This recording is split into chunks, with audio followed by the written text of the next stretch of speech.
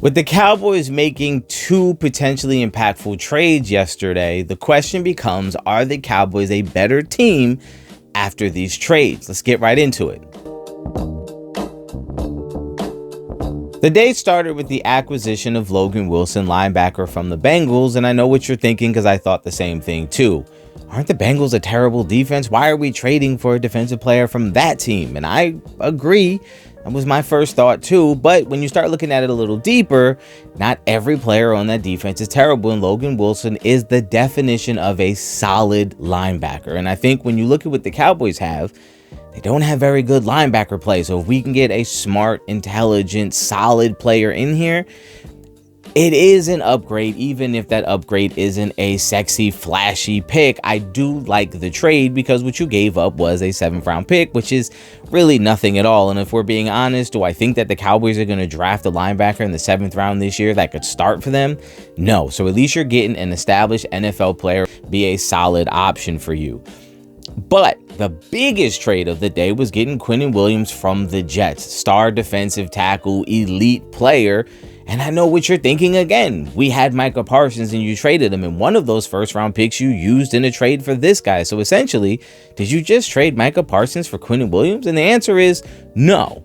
What you did was you shed a bunch of potential salary you were going to have to pay for Micah Parsons. And let's be honest, when you look at Micah Parsons in Green Bay, are you really missing him that much? Not really, if you're being honest. What you get with Quinnen Williams is you get a perfect buddy to go along with Kenny Clark, who is a run-stopping one technique who does provide versatility. But imagine if you have Quinnen Williams and Kenny Clark both in the middle of that defensive line.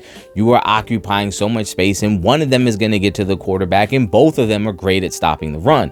What you've done is fortified it up the middle, and you gave your defense a great opportunity to be a great run-stopping defense. And with Odighizuwa coming into that rotation now, you always have close to an elite defensive tackle in the game at all times. And if you go to a 3-front package, imagine those 3 guys along the defensive line. You're going to be wreaking havoc. This trade is not about right now, because you also hear that from the mainstream media talking about, why would you trade this? You're not getting to the playoffs this year. You're not in championship form. This is a bad move. I don't think it's about this year. If you think about what they gave up essentially a 2nd round pick this year. Do you think they're going to draft a guy in the 2nd round who's going to come in and be better than Williams day one? No, you're getting a proven, established, all-pro player for a 2nd round pick. That's a no-brainer. I'm taking that 100 times out of 100. And I know you don't like Jerry Jones, and I know you want to be critical of him, but this was a great, smart move on his part, not just for right now, because they can vastly improve this year based on this move. But you're thinking about going forward and what you're building for the future. With Williams under contract for the next 2 years, only being 27 years old, you have a great building block for what I've always been thinking. In the next couple of years, they're going to have a real shot to get to a title. This move is not about right now. This move is not about we're trying to make a playoff push now. If it happens, great. But I think Jerry Jones is thinking bigger picture. And when you have the opportunity to get that guy, you don't pass it up, because what he's providing for you, like I said, just simply put, you gave up a 2nd round pick.